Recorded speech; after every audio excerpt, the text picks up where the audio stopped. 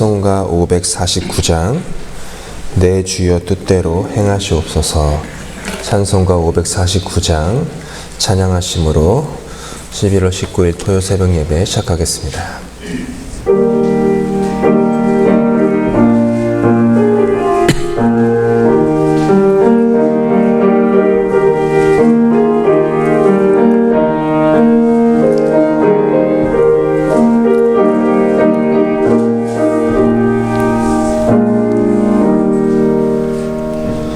내 주여 뜻대로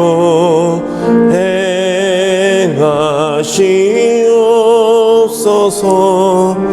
온 몸과 영혼을 다 주께 드리니 이 세상 고락감 주 인도하시고 날 주관하셔서 뜻대로 하소서. 내 주여 뜻대로 행하시옵소서. 큰 중에도 낙심케 마소서.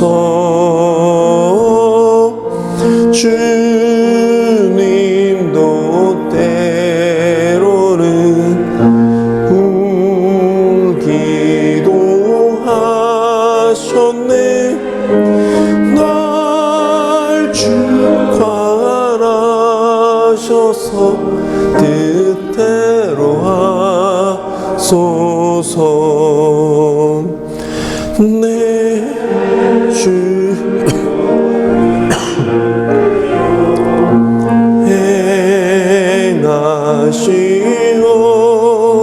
행하시옵소서. 내 모든 일들을 다 주께 맡기고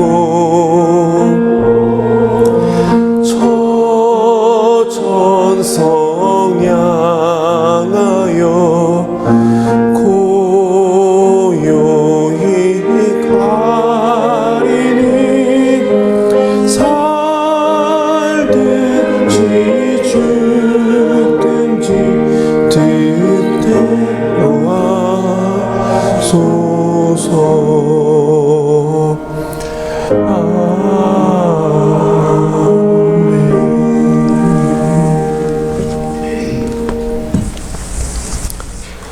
오늘 우리에게 주신 하나님 말씀은 마태복음 16장 13절부터 15절입니다.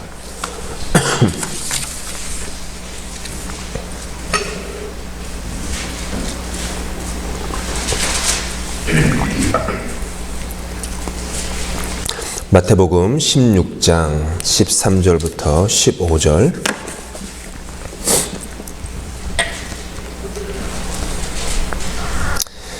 짧은 구절이기 때문에 함께 한 목소리로 처음부터 읽겠습니다. 시작.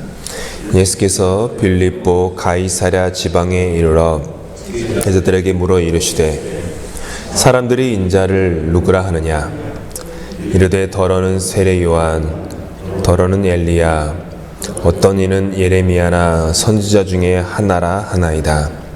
이르시되 너희는 나를 누구라 하느냐? 아멘. 오늘 이 새벽에는 15절 말씀, 너희는 나를 누구라 하느냐, 이 말씀을 중심으로 우리가 나의 사랑하는 책 그 5번째 시간을 갖도록 하겠습니다. 먼저 지난 4번의 시간 어떤 말씀을 나눴는지 간략하게 나누도록 하겠습니다. 이 첫 번째 시간, 그러니까 5주 전에는요, 열린 눈으로 성경을 읽는 것에 대해서 우리가 함께 묵상했습니다. 성경이라는 것이 가장 가까운 책이지만 그리스도인들에게 또한 또 가장 먼 책이다라는 그런 말씀을 드렸어요. 읽기는 읽는데 이 말씀이 이렇게 글자를 넘어서 그렇게 막 뭐라고 해야 될까? 올게닉하다고 해야 되나요? 그렇게 살아서 움직이는 그런 생명의 말씀으로 우리를 만지는 것을 그렇게 늘상 경험하지 못할 때가 있습니다. 그래서 한 예로 제가 가져왔던 내 그림이 카라바지오의 의심하는 도마라는 그림을 첫 시간에 보여드렸습니다. 그 의심하는 그림을 가지고 그냥 그 그림을 한번 보여드린 다음에 제가 그 그림을 끈 다음에 카라바지오가 이탈리아 화가인 카라바지오가 그때 어떤 환경과 어떤 배경과 어떤 마음의 정서와 무엇을 going through 하면서 그 그림을 그렸었는지를 설명해 드렸고 그 다음에 다시 그림을 띄워서 보여드렸습니다. 그렇게 해서 그렇게 눈이 열려서 그 그림을 보게 될 때 그냥 이렇게 지나치면서 봤던 그림조차도 다르게 다가옵니다. 무엇을 알고 보게 되면 뭐 그냥 유명한 그림을 이제 뭐 여행 다니시면서 그 뮤지엄이나 이렇게 갤러리를 가시는 거를 좋아하시는지가 모르겠지만 만약 그걸 즐겨 하시는 분이라면 그냥 이렇게 보통 대부분의 사람들이 유명한 그림 앞에 갑니다. 파리에 가시면은 뭐 모나리자 보셔야 되고 바티칸 성당에 가시면은 천장을 딱 보시면서 다빈치의 그 벽화라든지 그 다음에 뭐 이렇게 미켈란젤로의 이렇게 조각상이라든지 이런 걸 보셔야죠. 근데 이렇게 그냥 유명해서 보는 것과 그 사람들이 어떤 삶을 살았는지, 그것을 그릴 때 어떤 마음이었는지, 무엇을 갈등하고 있었는지, 이런 것들을 그냥 조금이라도 알고서 보게 되면 그 그림들이 다르게 보여요. 그러니까 내가 그 그림 속에 들어가는 것 같은 그런 느낌들이 저기 예배당 올라오실 때 계단에 딱 올라오시면 왼쪽 벽 위에 탕자의 귀향이라는 렘브란트의 그림이 걸려 있습니다. 매주마다 또 일주일에 3번 정도 교회 오시면서 그걸 눈여겨보셨는지 모르겠어요. 거기에 이렇게 걸려 있는데 탕자의 귀향, The Return of the Prodigal Son 이렇게 렘브란트의 그림인데 네덜란드 화가였지만은 그 그림은 세인트피터스부르크에 있죠. 전에도 말씀드렸다시피 헨리 나우엔이라는 그 신부님은 토론토에서 이렇게 장애인 사역을 오랫동안 하시다가 심장마비로 안타깝게 운명하신 분이신데 그분은 세인트피터스부르크에 그 그림을 보기 위해서 가가지고 3일 동안 그 그림을 봤어요. 3일 동안.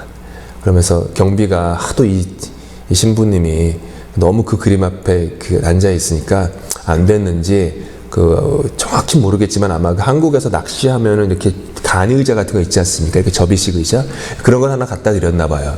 그래서 그거에 앉아가지고 3일 동안 그냥 계속 본 거예요. 그러니까 그 뮤지엄이 열 때, 세계 몇 대 뮤지엄 중에 하나 아닙니까? 그 세인트피터스부르크에 있는 뮤지엄이. 거기서 이제 열었을 때 가서 딱 앉아있고 끝날 때까지 계속 거기 앉아있는 거예요. 주변에 사람들 지나다니고 말고 상관하지 않고. 그걸 3일을 하신 거예요. 그러면은 계속 그림을 그냥 그림 하나만 쳐다보는데도 그게 그림이 말을 걸고 그림 속의 세계로 들어가고 익히 아는 그 누가복음 탕자의 이야기가 새롭게 이해되고 해석되고 깊은 묵상으로 들어간 거죠. 그러면서 지금도 많이 읽혀지는 수많은 뭐 캐톨릭이건 개신교건 또 일반 교회 안 다니는 사람에게도 깊은 영향력을 끼치는 탕자의 귀향이라는 그 책을 쓰실 수 있었던 것도 그렇게 깊이 있게 그 묵상을 했기 때문이죠. 그렇게 마음이 열린 눈으로 말씀을 보는 것이 무척 필요합니다.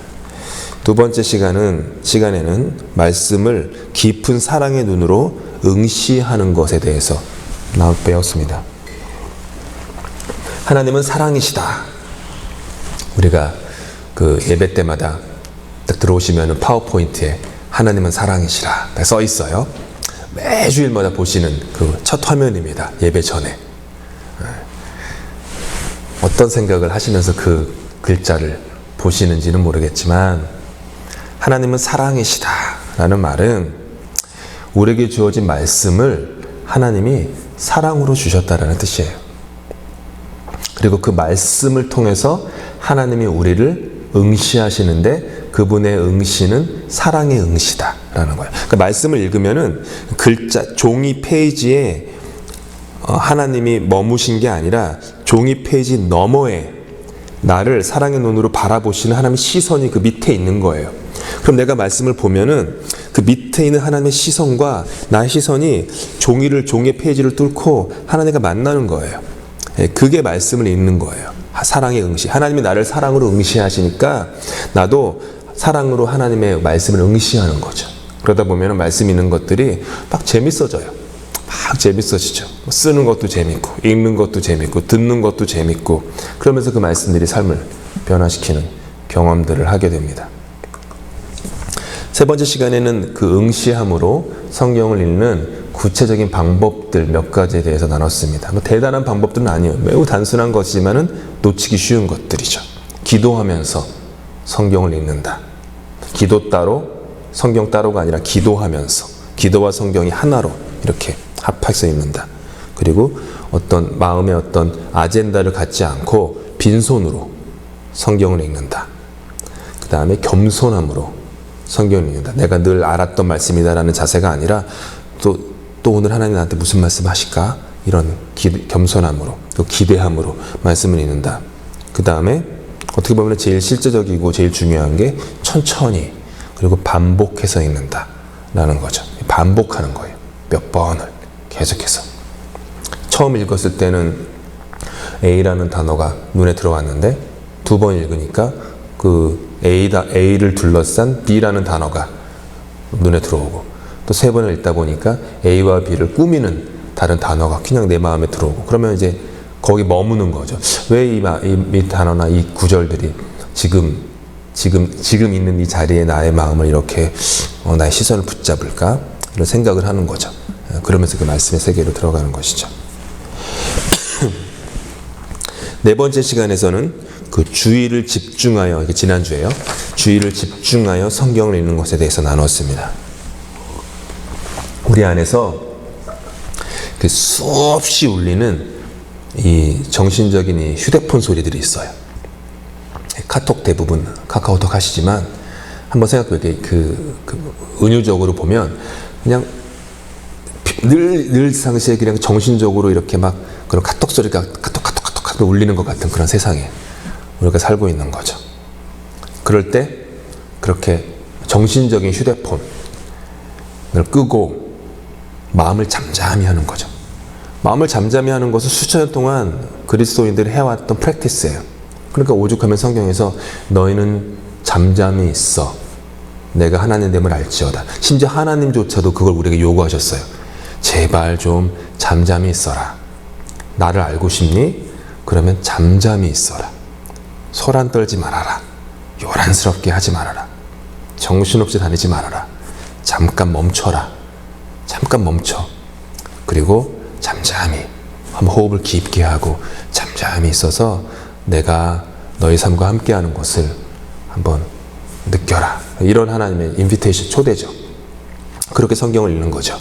그래서 한 예로 중세 그 프랑스 수도원에서 그 평수사로 구두수선을 하면서도 그 영적인 체험과 그 영적인 도움을 주었던 하나님의 인재연습이라는 책을 썼던 그 로렌스 형제에 대한 그 내용도 제가 이렇게 나눠드렸던 거죠.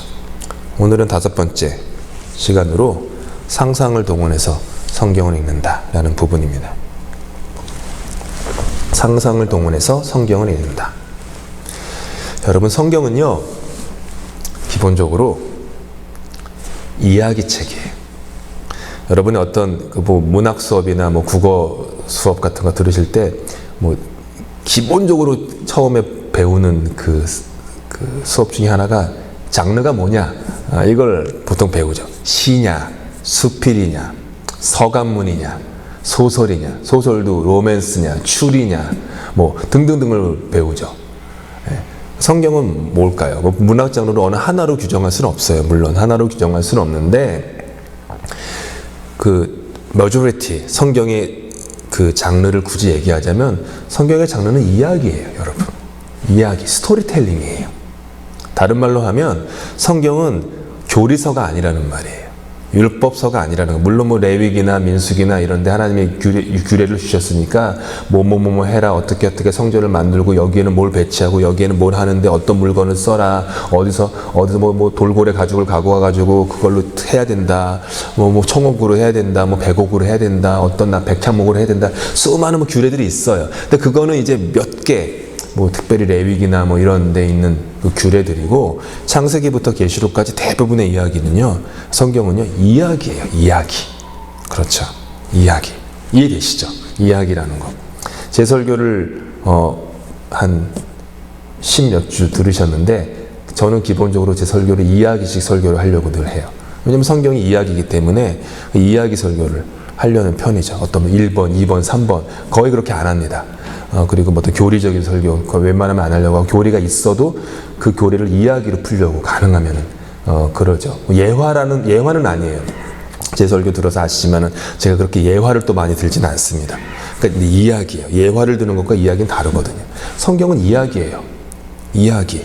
교리책. 구약과 신약이라고 부르는데 그 말은 옛 언약, 구약, 신약, 새로운 언약이란 뜻이죠. 근데 그 약속, 언약이 약속이잖아요. 약속은 인류를 구원하고자 하는 하나님의 뜻이 인간의 삶 속에 어떻게 펼쳐졌는지에 대한 이야기의 형식으로 옛 약속과 새로운 약속이 우리에게 주어진 거죠.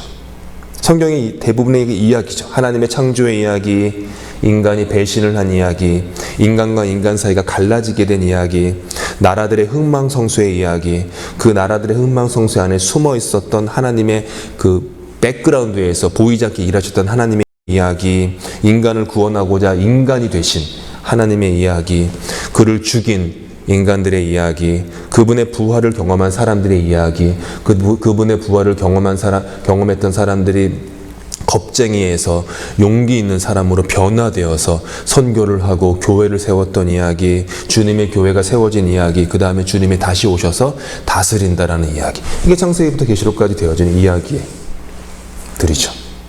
따라서 성경을 읽을 때 우리는 어느 정도 이야기라는 것은요, 기본적으로 상상력을 동원해서 읽으셔야 돼요. 상상력.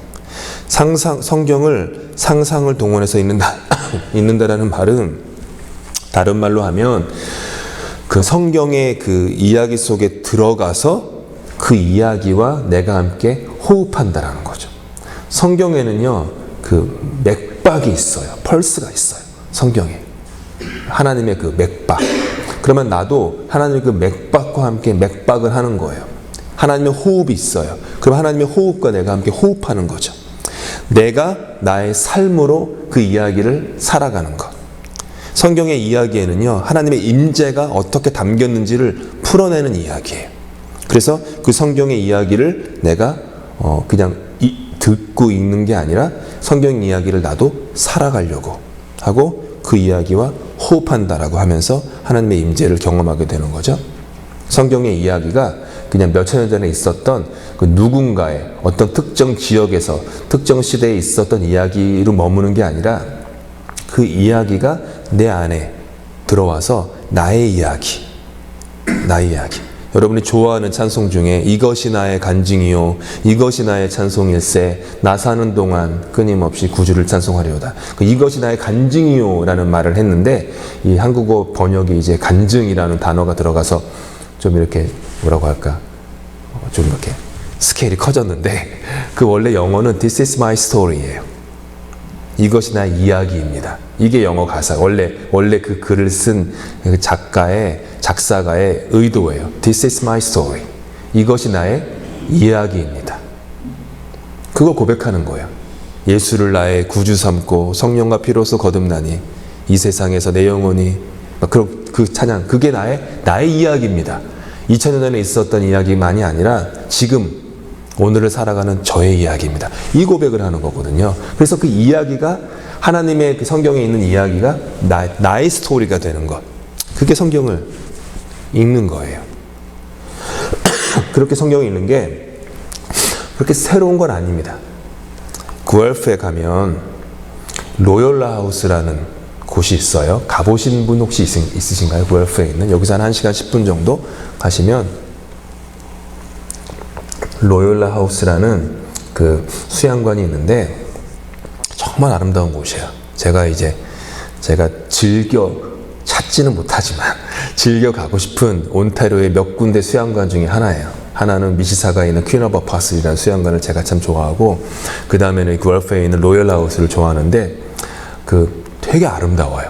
되게 아름답고, 또 거기서 직접 이제 농사도 짓고, 농사를 지은 걸로 이제 수련회 오신 분들 이제 밥을 하고, 또 전에 있던 교회에 있을 때 교인분들 데리고 자주 갔었죠. 수련회도 자주 하고. 요즘은 퀸 오브 아파슬로 가세요. 근데 예전에는 로열 하우스를 많이 갔었는데, 가게 되면 이제 함께 이렇게 수련을 하다 보면 다른 분들이 오고 계시죠. 그분들이 이제 뭐 기독교인들도 있고 천주교인들도 있고 뭐 이런데, 그러면 많은 분들이 침묵 수양회를 하는 분들이 많아요. 침묵 수양회는 뭐냐 하면은 말 한마디 하지 않는 며칠 동안 단 한마디도 하지 않으세요. 단 한마디도. 그래서 식사하면서 아주 조용해요. 아주 그런 게 참 좋아요. 자꾸 이렇게 식사할 때마다 뭔가 말을 걸어야 되고, 무슨 말을 해드려야 되고, 막 이런 어떤 스트레스거든요. 그러지 않고 서로가 어떤 말도 하지 않고, 가만히 아무 말 하지 않고 이렇게 하고, 기도도 침묵 기도 하시고, 그런 어떤 수련회 하시는 분들이 있어요. 물론 모시고 가는 교회에서는 침묵 수양회 하진 않아요. 한국 분들은 침묵 수양회 하는 걸 견디지 못하시는 경향들이 있어서 뭐 쥐야 하셔야지 뭐 되는데, 근데 이제 그분들은 이제 서양 분들이 침묵 수양회 하시니까 그분들의 그런 프레젠스, 함께 식당에서 그분들이 침묵하고 있는 그 자체가 주는 메시지가 있죠. 내가 참 소란스럽구나. 내가 너무 요란스럽구나. 그리고 내가 너무 뭔가 말을 해야 된다는 중압감으로 살고 있구나. 그러지 않아도 되는데. 막 이런 생각들을 하게 되죠. 아무튼 너무 아름다운 수양관이에요. 시간 되시면은 한번 그냥 가셔도 돼요. 프로퍼티에 들어가는 거 막지 않거든요. 가게 되면 이제 그 정원도 있고, 트레일도 뭐 수십 킬로예요. 트레일도 있고 막 그런데 정말 아름다운 곳인데, 이것이 어디냐면 여기 그림 보시는 것처럼 그 로열라 이그나시오라는 그 예수의 전통을 제안한 분의 영성을 따르는 수양관이죠. 이분이 이렇게 몸을 이렇게 기울게 동상이 되어 있는 것은 예수의 사랑을 가슴에 담고 저기에 있는 누군가에게 내가 다가갑니다. 이 형상을 여기 담은 거예요. 그래서 똑바로 서 있지 않고 이렇게 완전히 기울여져 있는 모습으로 동상을 만들었죠.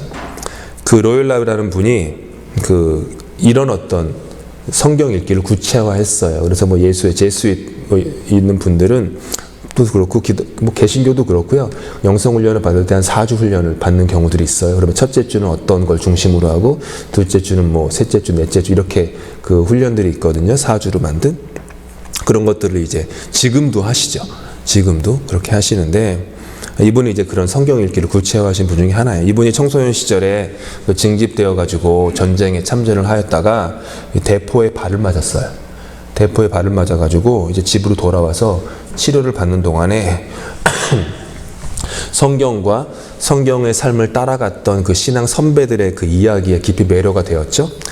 그러던 중에 그 한 가지 삶의 부르심이 이분의 그 마음을 뜨겁게 차오르게 했어요. 그게 뭐냐 하면은 성경을 통해서 일반 사람들이, 평신도들이 그리스도를 알도록 도와줘야겠다.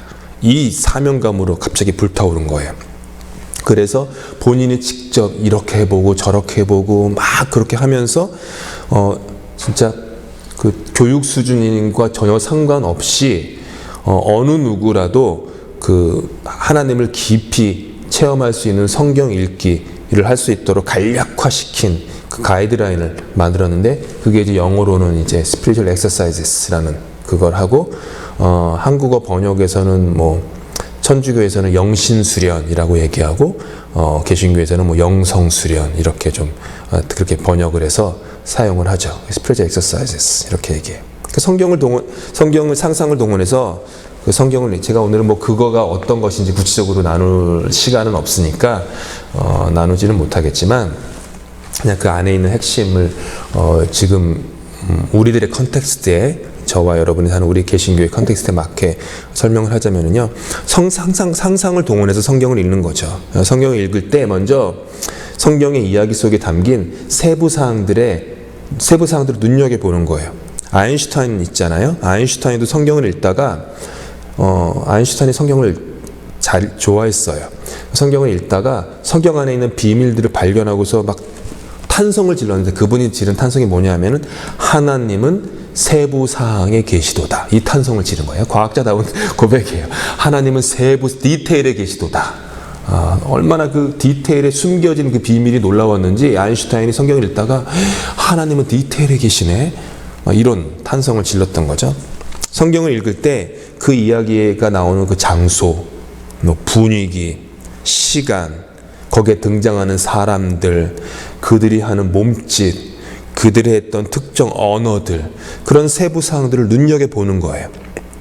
상상력을 동원해가지고 성경 이야기가 벌어지고 있는 곳으로 들어가는 거죠. 거기서 지금 성경의 이야기가 펼쳐진 이곳에 지금 무슨 냄새가 나고 있지? 사람들은 지금 어떤 희노애락을 지금 겪고 있는 것이지? 스스로에게 묻는 거예요. 지금 내가 보고 있는 것은 무엇인가? 나는 지금 어떤 소리를 듣고 있는가? 어떤 향기가 나고 있는가? 추운가? 따뜻한가? 건조한가? 축축한가? 어떤 사람들이 모여 있는가? 사람들이 무엇을 하고 있는가? 예수님은 이 이야기 속에 과연 어디에 계시며 무엇을 하고 계시며 그분의 말씀과 행동에 사람들은 어떻게 반응하고 있는가? 이런 질문들을 스스로에게 막 하는 거예요. 그러다 보면 성경의 이야기가 그냥 글자 속에 갇혀있는 수천 년 전의 이야기가 아니라 지금 이 자리에 내 안에서 살아서 말하여지고 이렇게 내 삶으로 사라지는 그런 이야기로 이렇게 성경의 말씀이 이렇게 살아서 운동력 있는 말씀으로 변하게 되죠. 그 다음에는 나를 그 이야기 속에 집어넣는 거예요. 많은 분들 그렇게 읽으시는 거라고 생각하는데 자기 취향이에요. 내가 그 이야기를 구경하는 구경꾼이 아니라 내가 그 이야기 속에 등장하는 등장인물이 되어보는 거예요. 그 이야기에 참여를 하는 거죠. 그래서 상상력을 동원해야 돼요. 당연히 상상력을 동원할 수밖에 없어요. 스스로에게 막 질문하는 거죠. 나는 이 무리들 가운데 과연 나는 무리들이 이렇게 있는데 나는 제자 중에 한 사람인가? 아니면은 여기 있는 여러 무리들 중에 한 사람인가? 나는 지금 이 문둥병자인가? 나는 눈먼 자인가? 나는 지금 죄를 짓고 멱살 잡혀 끌려온 그 가늠하다 붙잡힌 그 여인인가? 나는 스스로 예배당 제일 앞에 앉아가지고 하나님께 이렇게 잘난 척하는 기도를 하는 그 의로운 바리새인인가? 아니면 감히 하나님께 가까이 오지도 못하고 제일 뒤에서 가슴을 치면서 나를 불쌍히 여겨달라고 그렇게 하는 나는 세리인가? 나는 탕자의 비유의 첫째 아들인가? 나는 둘째 아들인가? 아니면 나는 그 두 아들을 동일하게 사랑하는 그 아버지인가? 나는 아니면 그 옆에서 시중을 두는 종인가? 나는 그 둘째 아들이 허람하다 살 때 그 옆에 있었던 친구였는가? 아니면 그가 가진 걸 잃어버렸을 때 그를 매몰차게 버린 그 매몰찬 인정사정 없는 그 친구가 난가? 이런 막 상상력을 동원하면서 성경을 읽는 것이죠. 사람들의 말에, 예수의 말에 나는 무엇을 느끼고 있는가? 이 일을 당하는 나의 심정은 지금 어떤가? 주님이 나에게 다가오셔서 어떤 말을 거시는가? 이렇게 하는 거죠. 지나치게 감정적으로 성경을 읽는 것은 바람직하지 않지만 감정이 완전히 배제된 채로 성경을 읽는 건 역시도 바람직하지 않죠. 나 자신을 그 이야기 속에 집어넣고 어느 한 인물과 동일시하면서 아이덴티파이 하는 거죠. 나를 그 한 인물과 동일시하면서 그 이야기 속에 빠져들어가게 되면 내 안에서 일어나는 그런 감정들이 있어요. 그게 있어야 돼요. 아까 탕자의 비유 서두에 말씀하셨지만 대부분의 그리스도인들이 탕자의 비유를 읽으면은 대부분의 분들이 둘째 아들과 동일시를 해요. 나도 둘째 아들처럼 이렇게 아버지를 떠나서 허랑방탕에 산 탕자인데 내가 돌아왔지. 이렇게.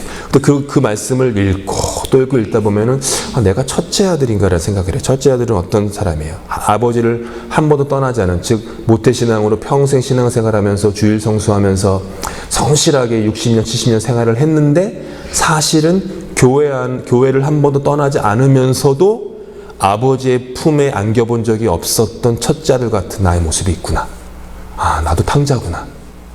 눈에 보이는 둘째 아들 탕자가 아니라 눈에 보이지 않는, 사람들이 신앙이 좋다고 하는, 참 신심이 깊어요라고 하는 탕자가 나구나. 그런 생각을 하게 되죠. 그리고 또 그 말씀을 또 읽다 보면은 어느 날 또 하나님이 나를 그 아버지가 되라고 부르시는 건가? 라는 생각을 하게 돼요. 둘째 아들에게도 기회를 주고 첫째 아들에게도 기회를 주고 언제나 자기의 내 것은 다 네 거야 라고 얘기하는 그 아버지가 되라고 하는, 내가 그런 아버지로 성장하고 있는가? 이런 식으로 이렇게 상상을 동원하면 성경을 읽으면은요, 성경의 이야기가 아주 풍성해지는 거고, 그때 삶이 변화돼요. 삶이 변화돼요. 그렇게 하면서 기도로 이제 말씀을 들어가는 거죠. 그냥 내가 하고 싶은 말을 하는 게 아니라 대화를 하는 것이죠. 성경의 이야기를 깊이 묵상하면서 동시에 내가 그 안에 들어가서 하나님과 예수님과 대화를 하는 거죠. 만약 내가 벳세다 연못가에 누워있는 병자라고 한다면 나에게 오셔서 말을 거시는 그 주님과 대화를 하는 거죠. 네가 낫고자 하느냐? 라고 물으셨는데 주님이 나한테 동희야, 네가 낫고자 하느냐? 라고 물어보시면 나는 무엇라고 대답할까? 나의 대답은 뭐지? 이런 생각을 하는 거죠. 그 대답을 할 때 나의 감정은 무엇이고 나를 바라보시는 주님의 눈빛은 어떤 눈빛일까? 이런 생각. 그 다음에 병에서 회복된 후에 나는 주님과 어떤 대화를 나눌까? 이런 것들. 기도하려고 그 이야기 속에서 나를 빼내는 것이 아니라 내가 그 이야기 속에 여전히 있으면서 주님과 대화를 나누는 것. 그게 기도의 단계로 보는 것이죠. 그러다 보면 성경의 말씀이 나를 향하신 주님의 사랑의 바라봄이라는 것을 머리에서 마음으로, 마음에서 배로 이렇게 깊이 있게 경험하죠. 상상이라고 하는 것을요, 우리가 가볍게 여기서는 안 되죠. 상상력을 동원한다고 하면 뭔가 현실과 동떨어진 뜬구름 잡는 것으로 여기거나 사소한 생각의 유희로 여기는 경향이 있어요. 근데 성경이 쓰여졌던 그 시기에는요, 사람들이 자신들이 꾸는 그 꿈에 많은 무게를 두었어요. 꿈에 무게를 두었다라는 얘기는 우리 신앙의 그 선배들은 그 상상력을 동원한 신앙생활을 했다라는 뜻이에요. 결국은 다른 얘기로 하면 꿈에 많은 비중을 뒀다. 심지어 그들은 꿈을 두려워하기까지 했죠. 꿈을 통해서 하나님의 이야기를 듣는다고 그들은 생각했어요. 야곱이 땅에서 하늘로 올라간 사다리를 통해서 천사들이 오르락내리락 하는 그 꿈을 꿨던 것도 그렇고, 요셉이 형과 아버지가 자신에게 절하는 꿈을 꿨던 것도 그렇고, 주의 사자가 현몽하여서 예수의 아버지 요셉더러 너는 다른 곳으로 가라. 또 마리아에게도 오셔가지고, 꿈은 아니죠. 요셉에게 현몽한 거죠. 요셉은 꿈이죠. 그래서 다른 곳으로 가라 라고 했던, 길을 안내해 주었다듯이 이렇게 꿈에 이런 이야기가 많죠. 최근 100~200년 동안에 프로이드나 여러 정신분석학자들이 꿈을 분석해서 꿈을 단순한 스트레스의 자극이나 집착의 형상화 이렇게 많이 해석을 하는데 어느 정도 맞는 말이긴 하죠. 근데 우리의 상상이 단순히 대낮의 몽상이나 게으름의 형상화는 아닙니다. 성경의 세계에서 보았듯이 상상이란 것은 우리의 오감과 영혼이 감지하고 느낀 모든 것들이 모여지는 그런 공간이죠. 그곳에서 수천 년 동안이나 동떨어진 어떤 성경의 세계로 우리는 들어가게 되는 거예요. 육체적인 감각만으로는 감지할 수 없는 영적인 세계, 우리가 살고 있는 지금 세계와 다른 그 성경의 세계를 상상력을 동원해서 이야기 속에 들어가서 함께 이렇게 호흡하게 되는 거죠. 에스겔이 마른 뼈가 살아나는 환상을 본 것을 우리는 그저 그가 대낮에 몽상을 꾸었다고 얘기하지 않지 않습니까? 혼자만의 착각이었다 얘기하지 않죠. 하나님은 그에게 그렇게 말씀하셨던 것이죠. 우리가 성경책을 비롯한 여러 가지 책을 보지만 그냥 책을 쳐다보지 않죠. 상상을 동원해서 책을 읽습니다. 커피의 냄새를 한번 상상해 보세요. 지금 이따가 내려가셔서 커피를 드시겠지만 한번 커피의 냄새. 단순히 오감 중에 하나인 후각만을 사용해서 커피 냄새를 맡는 것은 아닙니다. 상상력을 동원해서 커피 냄새를 연상해요. 우리는 지금 제가 커피 냄새 얘기했으면 여러분이 나름대로 상상력을 동원해서 지금 이 짧은 몇 초 동안에 연상을 하셨어요. 커피 연기가 모락모락 나오는 방송을 보거나 영화를 보면 상상력을 동원해서 그 커피 냄새를 맡죠. 내 앞에 커피가 없어도 화면에 커피가 연기가 모락모락 올라오면 이렇게 커피 냄새를 맡는 거예요. 연상을 하면서 경험한다는 거죠.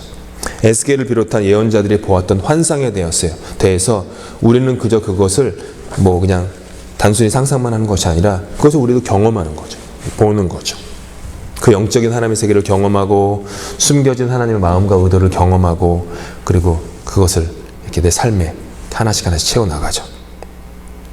성경을 읽으실 때 이렇게 성경의 이야기 속으로 들어가서 읽어 보시기 바랍니다. 그곳에서 주님과 함께 걸어 다녀 보세요.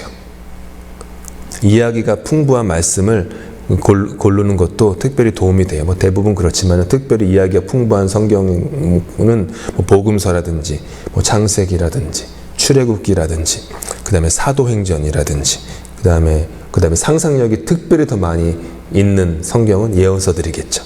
예언서들은 상상력이 하나님에 대한 비전 이런 것들이 많이 있기 때문에 그런 것을 읽으면서 이야기와 함께 호흡해서 읽다 보시면 성경을 그냥 눈으로 읽는 것이 아니라 성경의 이야기를 내 모든 오감을 동원해서 내 모든 감각을 동원해서 성경을 읽게 돼요. 그러면 성경이 풍성해져요. 말씀의 이야기가 막 살아나요. 예전에는 2D 평면적인 플랫한 성경을 읽다가 이렇게 막 상상을 동원해서 읽다 보면 성경이 3D가 돼가지고 막 입체적으로 변하다가 더 깊이 들어가면 4D가 돼요. 막 진짜 그 세계로 들어가서 막 경험하게 되는. 그래서 맛보아 알지어다 라고 얘기할 수 있고 성경을 읽는 것이 내 입에 꿀처럼 답니다 라고 얘기할 수 있어요. 그게 뭐예요?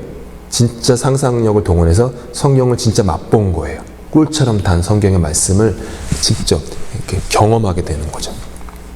이렇게 말씀을 읽는 그런 축복들이 저와 여러분에게 풍성해서 성경에 쓰여던 그 이야기가 저와 여러분의 이민 생활의 삶의 이야기로 이렇게 펼쳐질 수 있기를 예수님의 이름으로 축복합니다.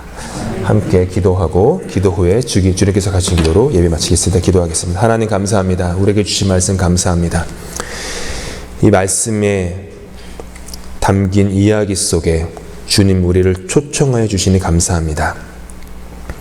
활자 속에 가두어지고 종이 속에 가두어진 말씀이 아니라 그 말씀이 일어났던 그 사건 속에 이야기 속에 우리의 삶도 들어갑니다.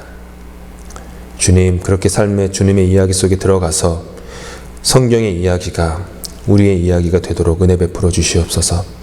주님의 사랑의 이야기가 우리 삶의 사랑의 이야기가 되고 주님의 용서의 이야기가 우리 삶의 용서의 이야기가 되고 주님의 회복의 이야기가 우리 삶의 회복의 이야기가 되며 주님이 당신이 사랑하는 자들에게 베푸셨던 그 소망과 희망의 이야기가 우리 삶에서 어떤 상황에서든지 소망하고 희망하는 그런 우리 삶의 신앙의 이야기가 되도록 은혜 베풀어 주시옵소서. 우리 주님께서 가르치신 기도로 예배 마칩니다. 하늘에 계신 우리 아버지, 아버지의 이름을 거룩하게 하시며 아버지의 나라가 오게 하시며 아버지의 뜻이 하늘에서와 같이 땅에서도 이루어지게 하소서. 오늘 우리에게 일용할 양식을 주시고 우리가 우리에게 잘못한 사람을 용서하여 준 것 같이 우리의 죄를 용서하여 주시고 우리를 시험에 빠지지 않게 하시고 악에서 구하소서. 나라와 권세와 영광이 영원히 아버지의 것입니다. 아멘.